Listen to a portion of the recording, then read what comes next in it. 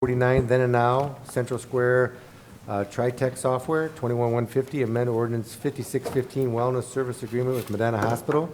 21151, adopt uniform compliance policies. 21152, contract with OHM Advisors, Community Development Director.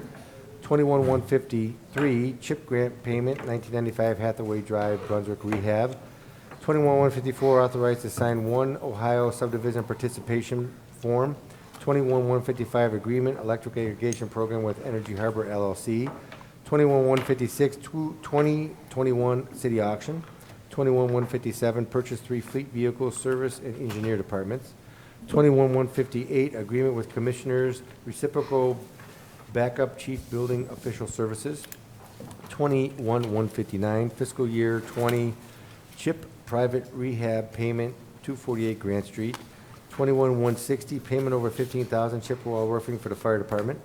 21161, amendment ordinance 14320 and 2921 regarding account numbers. 21162, authorize mayor to sign site access agreement form. And 21163, grant application, Ohio Department of Development.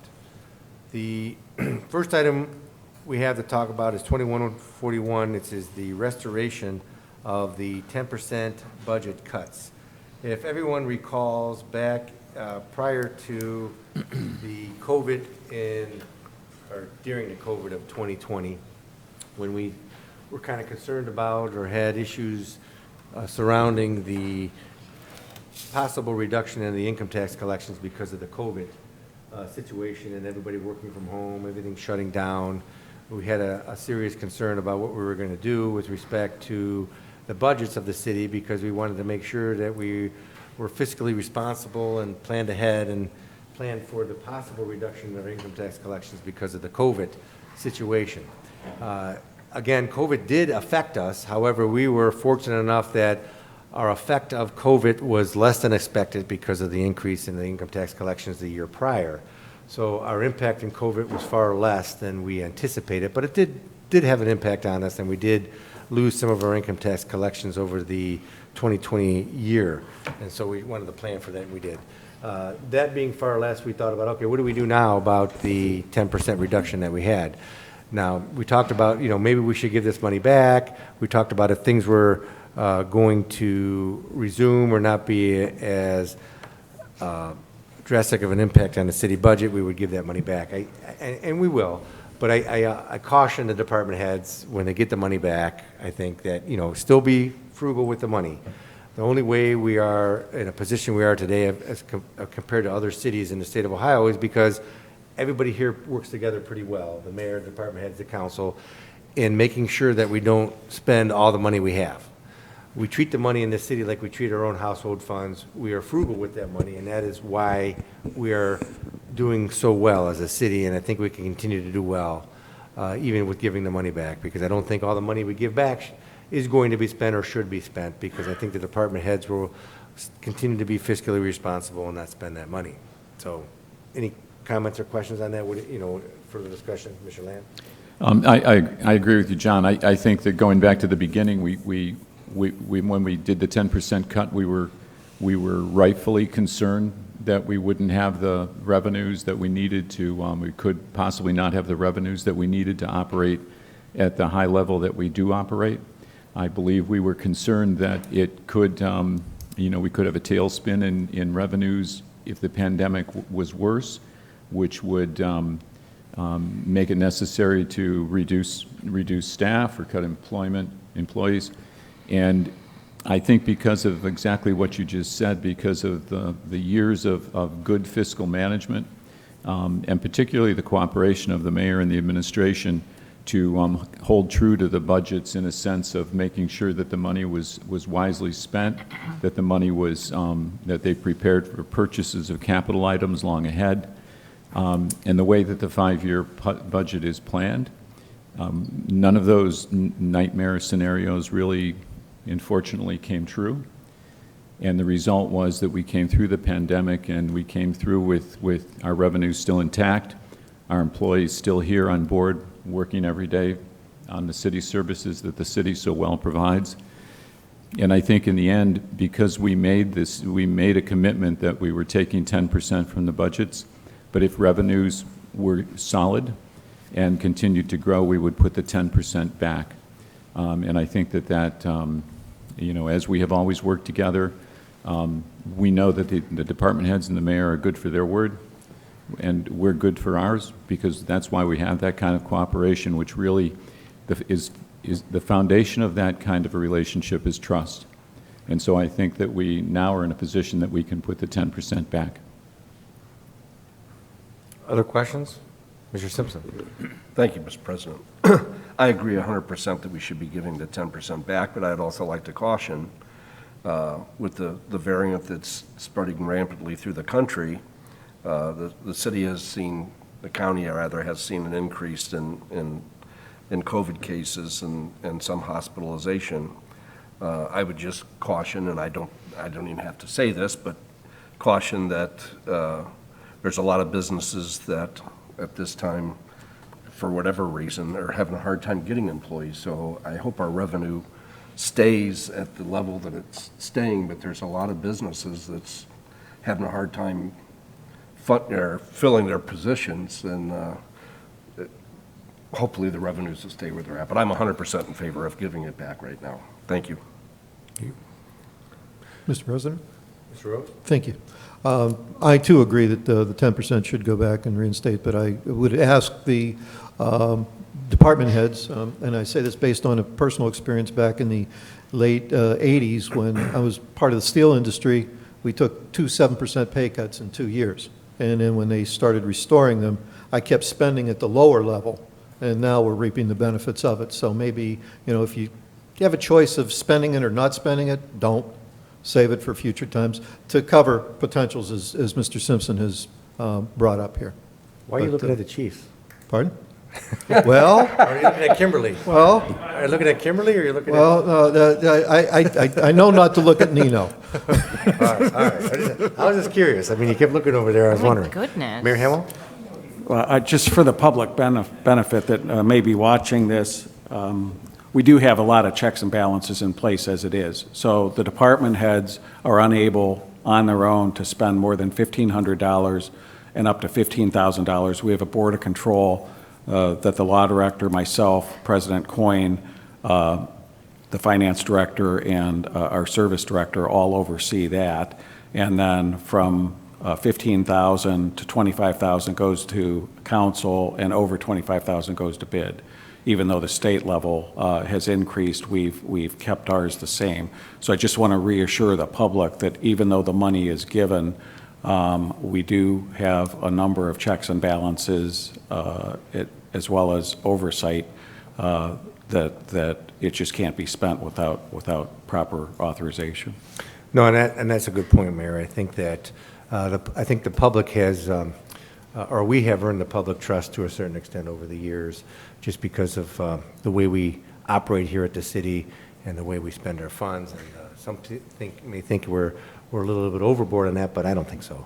I think we still can do a little better, but I've always been that way. But I think we're setting a good example not only for the other communities around the county, but we're setting a good example for the other people who are going to be running the city in the future of how we do things. And I think that's important because once they see how we do things, hopefully they'll carry on what I guess we'll call a tradition, but it's the way the business operates here at the city. So is everybody okay with that? Everybody fine with that? So I guess I'll entertain a motion to restore and Mr. Durham, I don't know if you have anything to add or if you have to do anything to restore the 10% budget cuts that we've made in 2020, to put that back for 2021 so that money that was reduced in their budgets will be added back into their budgets. Does that make sense? It does. I'll have to work with Kathy on what exactly was reduced, but yeah, that makes sense. Okay. Is there a motion? I will make a motion then to restore the 10% reduction from the 2020 budget back and have it put back into the 2021 budget. Second. All in favor? Aye. All opposed? Motion carries. Okay, thank you. 21-148. Oh, what was that? Paid the light bill. I know. Everyone looks Budget less- amendments, we less have awake now. 21-022 court fees. That's what we were saying. When is that? Keith, do you have anything on that? Is this just the $1,500? This is from the court. They haven't, it's their new fund, so I assume this is to appropriate the money that's coming in. Right. Any questions? Move to approve? Second? All in favor? Aye. All opposed, motion carries. 21-024, sale of bicentennial books. I guess it is what it is. Move Sale to of approve? books. Move to approve? Second? All in favor? Aye. Opposed, motion carries. And 21-023, insurance check for the forestry department. And what was this for? This is for property damage from car versus tree incident on Lafayette Road. Move to approve? Second? All in favor? Aye. Opposed, motion carries. 21-149, a then and now for Central Square Tritech Software. Who's doing this one? Chief Kinney. Chief.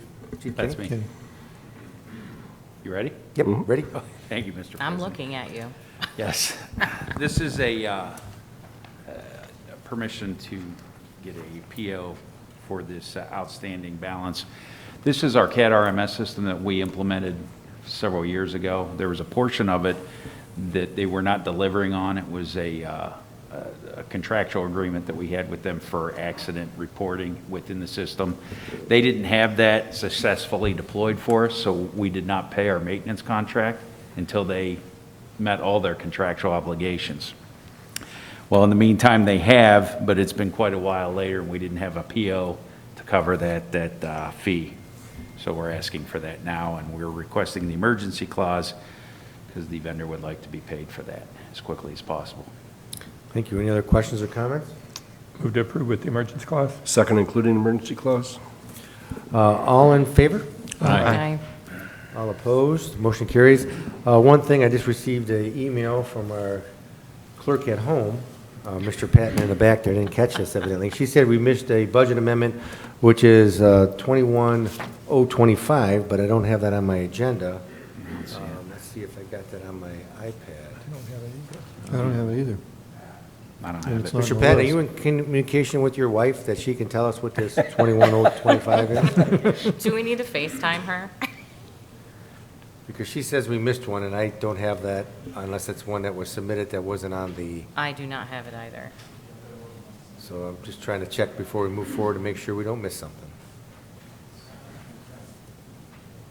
Yeah, I'm not sure what she was, wait, cemetery donations, she's saying. Yeah, it's 21-148, John. It was at the back of the one for the tree reimbursement. Oh, okay. There were 2 pages of that, and then it was attached to the back. Oh, okay, okay, so, Did you find it there? $784.50. yeah, 78450, cemetery tools and minor equipment, I see it. It Twice. just wasn't listed on the agenda, it was on the back of it, okay. So is there a motion to approve the modification to the tools and minor equipment for the 78450 for cemetery? So moved. It's actually twice, John.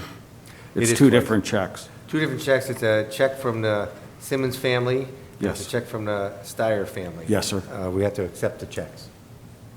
Move to approve, second, is there a second? Second. All in favor? Aye. All opposed? Motion carries. Thanks, Kathy, for watching and keeping us honest. The next one is, I think, we voted on, did we vote on the then and now? I think we did. Yes. Okay, so we have 21-150 to amend ordinance 5615, amendment to the wellness service agreement. Mr. Worley? Thank you, Mr. President. The Cleveland Clinic Wellness Service Agreement we've had for the past 11 years.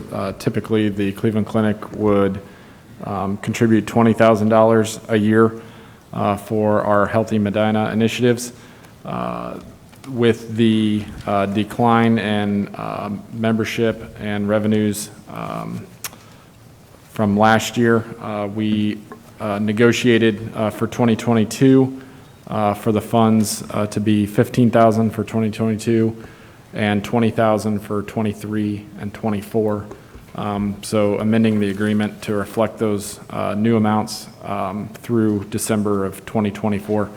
The Cleveland Clinic has changed their focus and marketing initiatives, trying to reach new people in the community, specifically minorities, and has given us some guidance on making sure that we have measurable data that we can report back to them with. And they have, in the last year, sponsored a lot of events that they wouldn't normally have done, but we have connected with a lot of people in the family, in the communities, families in particular, and connected them to the rec center to hopefully be able to get new memberships, get more people to be healthy and active, and we're pretty happy with the results of that. The Cleveland Clinic did review this and approve it, so we just need your blessing on it so we can get it executed. Thank you. Thank you. Any other questions or comments? Move to approve. Second. All in favor? Aye. All opposed? Motion carries. 21-151, adopt a uniform compliance policies. Mr. Durham? Thank you, Mr. President. This is something that some federal granting agencies through ODOT and then the FAA have required that we have pursuant to the grants that we get from them. There's nothing in here that changes what we do because, and it mentions within this policy, if there's a state law and this federal policy that are on the same topic, the stricter of the two laws applies. So for example, on page 8, there's a list of allowable expenditures under federal. One of the first things listed on there is alcoholic beverages. Well, alcoholic beverages aren't allowed under state code, so the fact that they're listed here under federal is meaningless to us. We can't do it anyway. All this is covered by other sections, but they wanted us to have a uniform policy on federal grants. And then probably close to half of this deals with what are called cash advance grants, which we don't ever get cash advance grants from the feds, but if we did, now we have a policy that tells us how we would have to deal with them. And my understanding is everybody's had to be and are trained on these new policies. We had a training at the staff meeting and had a separate training internally in the finance department. Okay. Any questions? Move to approve. Second. All in favor? Aye. All opposed? Motion carries. 21-152, contract with OHM Advisors for the community development. I don't know if the mayor is Mr. Worley not Mr. Worley. Kimberly, who's handling this? Yeah, I've got it. Okay. So we have a proposal from OHM for an amount not to exceed $4,000 a month to handle some of the planning and zoning meetings, staff reports, et cetera. Mr. Huber's been helping, Kimberly's been helping, but some of the requirements take a planning and zoning background. We authorized $8,000 for the first couple months. We can actually stay within the Board of Control limits if we do it for about 3.5 months. So at this point, I just wanted you all to know that we've done that and to authorize me signing the agreement with them. We had Board of Control authorize that already. We'd like the authorization be retroactive to July 26th. And if and when we have to come back to council, if somehow we get above that Board of Control amount, then I'll resubmit this. Thank you. Any questions? Move to approve. Second. All in favor? Aye. All opposed? Motion carries. 21-153, payment for fiscal year 18 CHIP 1995 Hathaway Drive. Mrs. Marshall?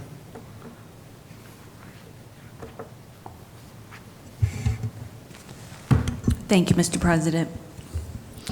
This request is to authorize a payment in the amount of $55,052 to Absolute Construction for the private home rehabilitation at 1995 Hathaway Drive in Brunswick, Ohio, as part of the program year 2018 CHIP grant program.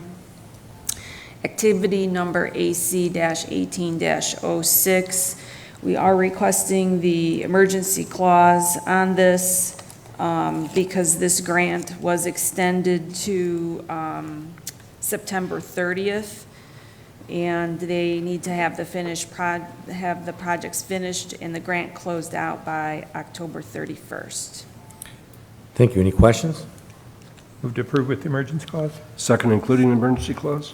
All in favor? Aye. All opposed? Motion carries. 21-154, authorization to sign OneOhio subdivision participation form. Mayor Hamwell?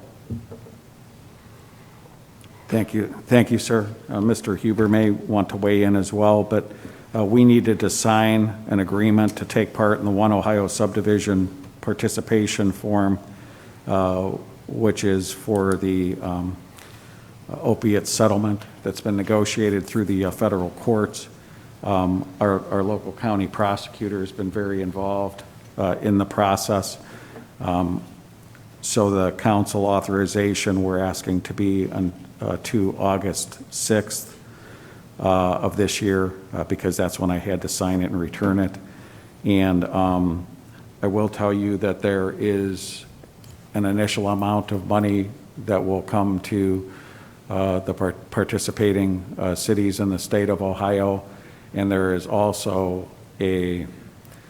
almost like an estate that's going to be set up with a larger amount of money to be used over a period of time, so that it's not a one-time and done, because as we know, the recovery and the addiction, lasts longer. So the idea with having the two-phase that was negotiated was to have a balanced approach and a longer-reaching approach, and I think Forrest and the other prosecutors have done a great job in putting this together. I don't know if Mr. Huber would like to add anything. Okay, thank you. Any questions? Mrs. Hazeltine? Thank you, Mr. President. Do you have a plan as yet as to where that money will go? There are limitations as to what it can be used for, but until we see all of those laid out specifically, we know what was recommended, but we've not seen it yet. Okay, and this is city, not county, correct? So it'd be directly to the city of Medina? Correct. Okay, thank you. Yes, Do we ma'am. have any other questions or comments? I think he's asking for the emergency clause, too. Yes. Yes. Move to approve with the emergency clause? Second, including the emergency clause? All in favor? Aye. All opposed? Motion carries. 21-155, agreement with Energy Harbor LLC for electric aggregation program. Mr. Pacoli. Thank you, Mr. President. So the city started our electric aggregation program, if you recall, in 2010, ran for 7 years, and then in 2017, re-upped it for 18. Well, we renewed for 3 years, and currently, we're looking at the end of this year for expiration. So we've received some calls. Looking at the market, I guess we'll have this discussion. Currently, if we re-enter into agreement with Energy Harbor, the current price per kilowatt hour is $4.71. Electric is difficult. Our last contract, it was a price to compare, and the way that translates, whatever the market value was that Edison was charging the city, the citizenry, the residents, and the businesses were able to realize a 6% reduction off of the price to compare. So to give you a quick example, in April this year, 2021, the price to compare for Edison was $4.83. Well, the city's residents were charged $4.45 per kilowatt hour, not per share. Thank you, Mr. Pacoli. I just have one question. I mean, you talk about the savings on a generation of the power, but overall, is there a savings? I mean, is that made up differently because of the cost of distribution and stuff? I mean, is there an actual savings, or are we just talking about, well, we got an actual savings in a distribution, but your bill doesn't, there's really no savings in your bill? Both. So, and that's a great question, and the position is the aggregation allows the city to receive about $30,000 in grant money. So that money does come off, what folks would be saving. And with the savings they are realizing on a contract, they're obtaining, I believe, between $60 and $80. And it does come off the generation side, which is about 60% of their total bill. And that's true with gas. That's just the way the aggregation is set up. So what you're saying, it's like a break even? Basically. Yeah, and it's a savings. It's like $5 All right. per month. No, I just want, It's I'm not just curious. I'm significant. just curious. But because we're getting it from Energy Harbor and not a broker, a broker would be charging that as well. Right. So and you'd be losing if it was involved through that Yes. process, yes. Okay. And so No, I it's get it. something you have to decide, you all. No, I understand. Mr. Rose? Thank you, Mr. President. These savings that you referred to, are they just for 1 year over the life of the contract? Wait, say that again, Mr. The Rose. savings, the $5 savings. It's per month. It's like Per 60, month? $70, yes. Yes, and that's the way it's always been. It's never been a huge savings. You know, if you recall, the city received $306,000 in the grant the first time, and then ever since that time, it's been like $33,000, $24,000 is where we're currently at per year. Per year? Yes, Okay. that the city's And so- receiving. Okay, and so the residents each see a $5 savings on their bill? Is that what you're saying? On an average. Now, On an average. a home will use 900 kilowatt hours per month. So depending on that, it's about 30 kilowatt hour used per, per day. So it just depends on the electrical usage. Okay. All right. Thank you. Any Yes, other sir. questions? I'd have to abstain from this because my law firm, I believe, represents some First Energy entities. I don't want to have any appearance of a conflict. Move to approve. Second? All in favor? Aye. All opposed? Abstentions? Aye. Mr. Patton, you got that? Okay, good. Okay, 21-156, city auction, Mr. Pacoli. Thank you, Mr. President. So this is our annual auction that we're hoping to have upon this approval tonight. It will be in October, and then we'll bring the list of inventory that the department heads, I believe Sherry, Mayor's Administrative Office Manager, sent out an email. We're now compiling a list of inventory no longer needed or able to be used, so we'll have that for the council, next council meeting. Thank you. Any questions? Move to approve. Second? All in favor? Aye. All opposed? Motion carries. 21-157, purchase of 3 fleet vehicles for service and engineering. Mr. Pacoli, you're on a roll. We are. Thank you, Mr. President. So you heard me talk about, or you've heard other department heads as well, talk about the lack of chip in the vehicles. So Yes. that's causing and presenting a large problem. We're understanding that these vehicles that we need to replace now, we will not see until April or May. There's production happening, but these vehicles are sitting without a chip. So in an effort not to stop the production of vehicles, they're being made and they're sitting in lots or will be sitting in lots without the necessary chips to operate them. The request we have before you is 1 vehicle for engineering, which is going to replace a 1997 pickup truck that's in Patrick's department that is well needed, and then 2 in service within the street department that we're looking to replace. Thank you. Questions? Move to approve. Second? All in favor? Aye. Thank All you. opposed? Motion carries. 21-158 is an agreement with the Commissioners for a backup chief building official services. Mayor Hamel? Thank you, sir. Again, I apologize, but we're asking for the council to pass this retroactive to August 10th. We do have a similar agreement with the city of Brunswick. The county did not have a backup plan in place and realized they were required to. So we executed this agreement on August 10th, 2021, subject to council's approval. And this permits us then to have redundancy with our own backup with Brunswick, just in case, as well as permits us to use our building official to assist them if and when it's needed.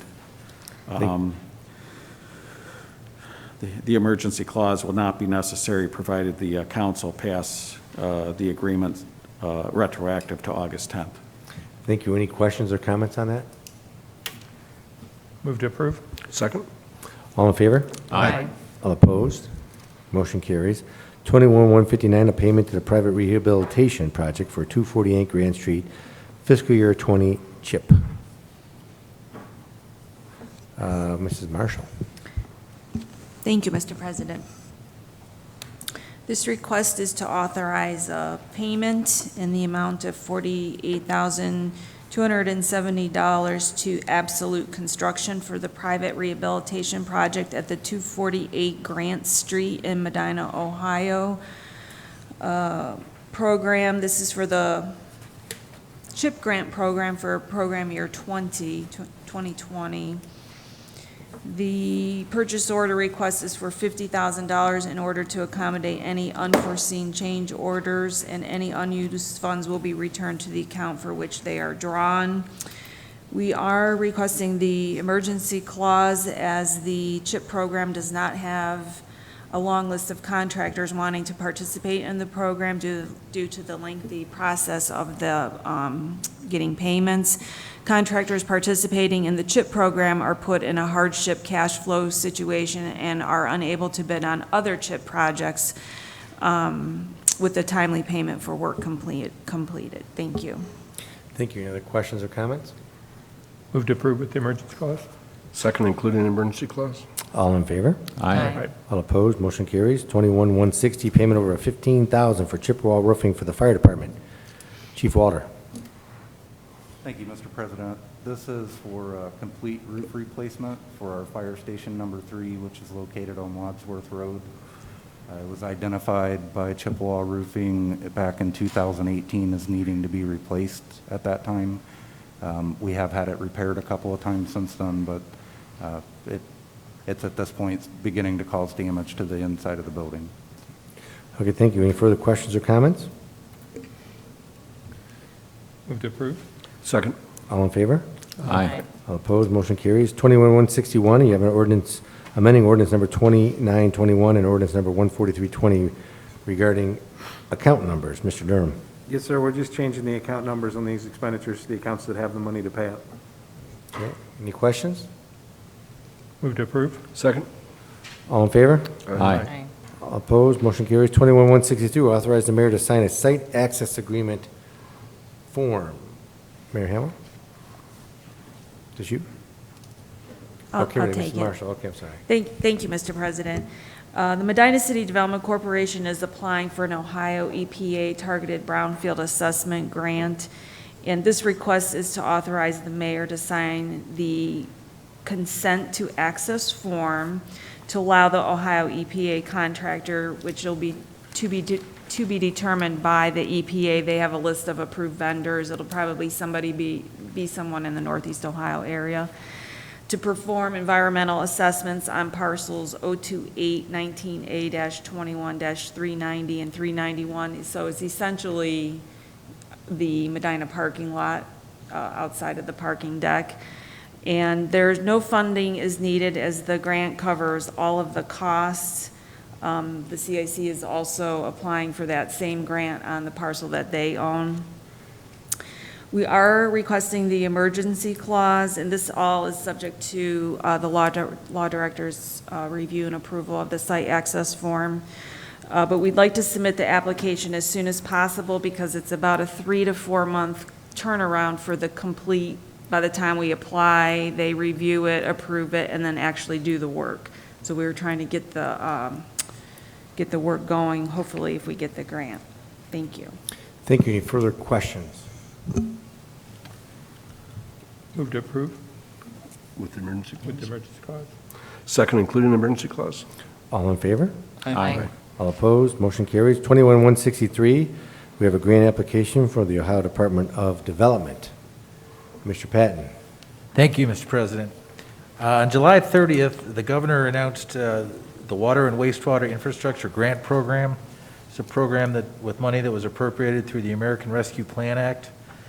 This program is kind of geared towards sanitary, sewer, and water projects.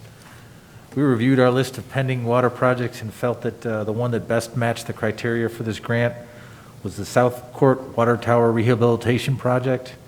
Therefore, we're requesting authorization to submit a grant application for that project. The total project is $336,000. This grant, if successful, will pay for 70% of that, or $235,200.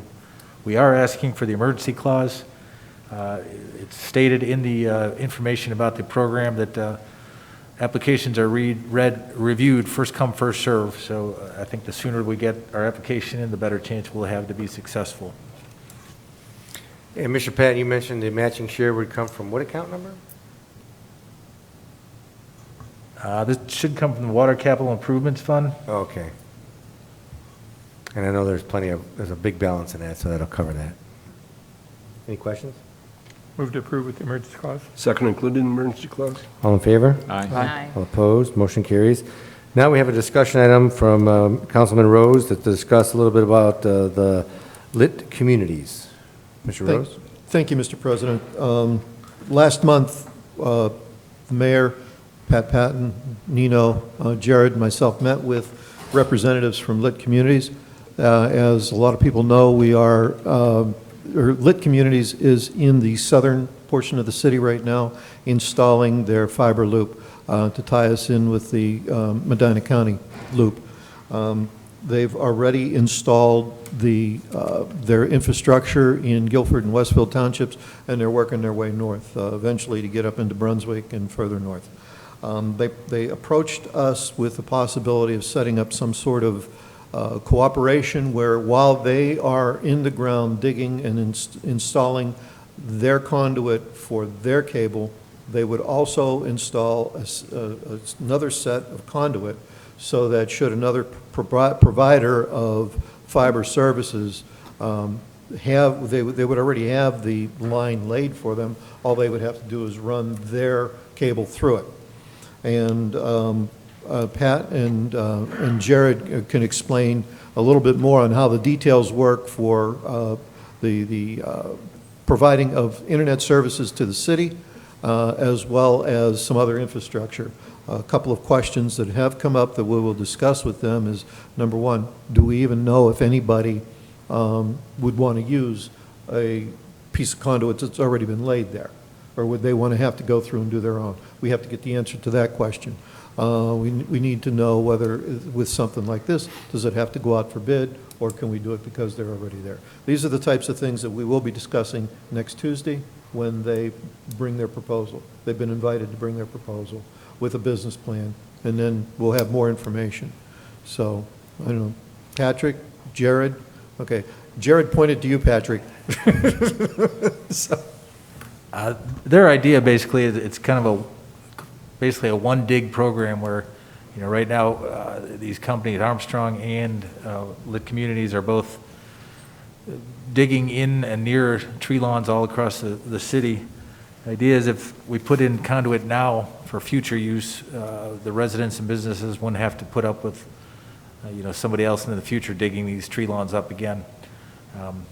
As Paul mentioned, they would install empty conduit the city would own, and the draw, I guess, that they tried to sell us on a little bit was that, we could charge them. We had these companies come in, not only do we save the aggravation of digging up the tree lawns, but the city could foreseeably charge these future companies rent or whatever to be in our tree lawn or in our conduit.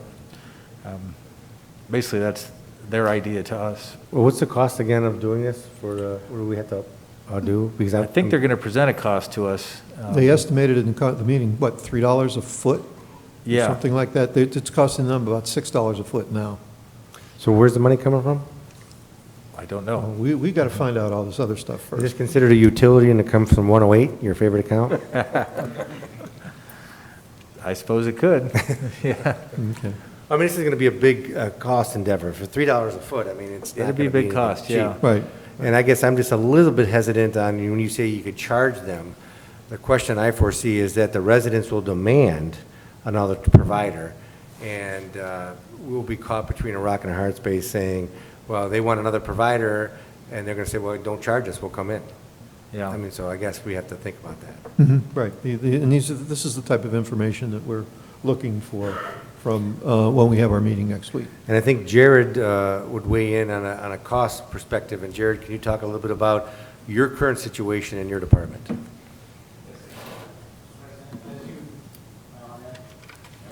There you go. As we mentioned in my five-year budget plan, we do see the decrease with cable revenue decreasing and trying to find a way to create close that gap in that decreased revenue that we're getting. This would be another way. For those of you on council that were here back in the 90s, we did have those. We had those franchise agreements that we would draw with each cable company that would provide service. They'd be 10 or 15-year agreements.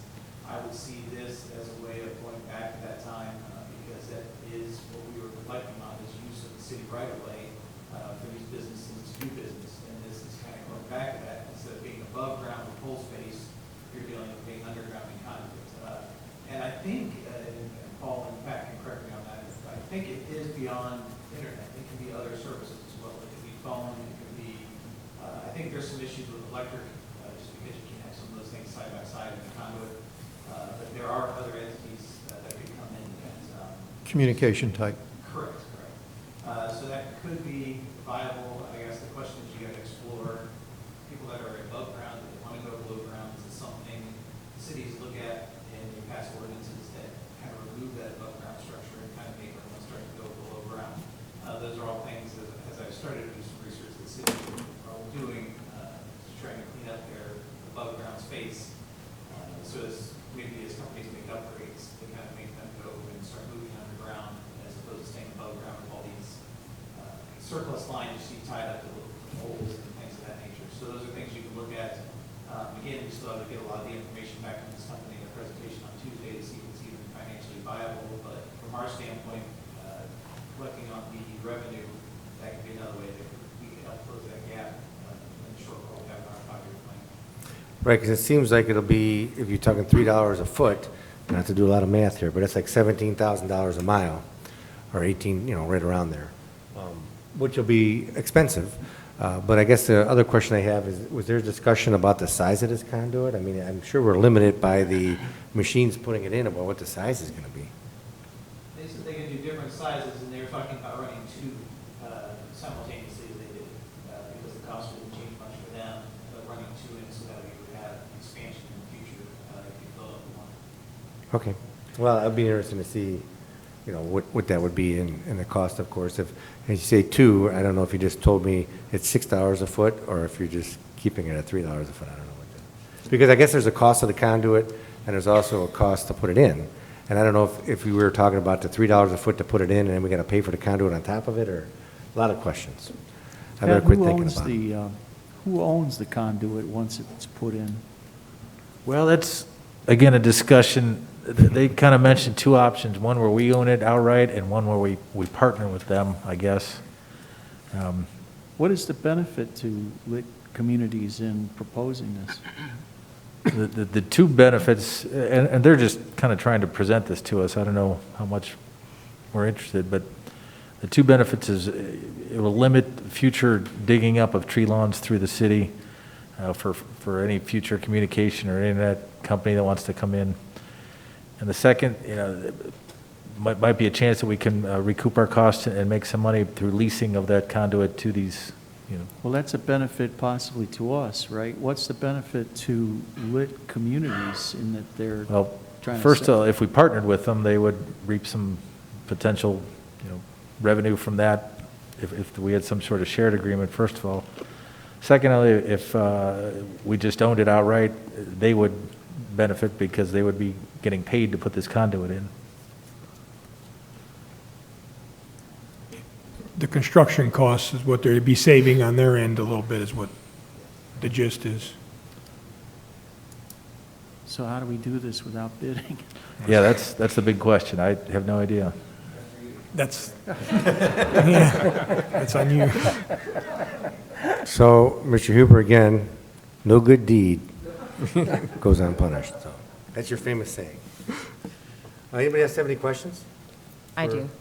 Mrs. Harrington? Thank you, Mr. President. I just wanted to clarify, Councilman Rose mentioned next Tuesday as the presentation date, but it's Monday, correct? Thank you, Monday. Okay. Just want to Correct. make sure I was at the right place at the right time. Thank you. Are any other questions? Anything else to come before finance, before we entertain a motion to recess into executive session? Okay, is there a motion? If not, I will make a motion to go into executive session at 6:18 PM for the purpose of conference with the law director for the city concerning disputes involving the city that are subject to pending or imminent court action. Second? Who's going to attend that? The mayor, the law director, That's it. Will the clerk please call the roll on recessing into an executive session? Sure. Lamb? Yes. Rose? Yes. Shields? yes. Coyne? Yes. Simpson? Yes. Heffinger? Yes. Hazeltine? Yes.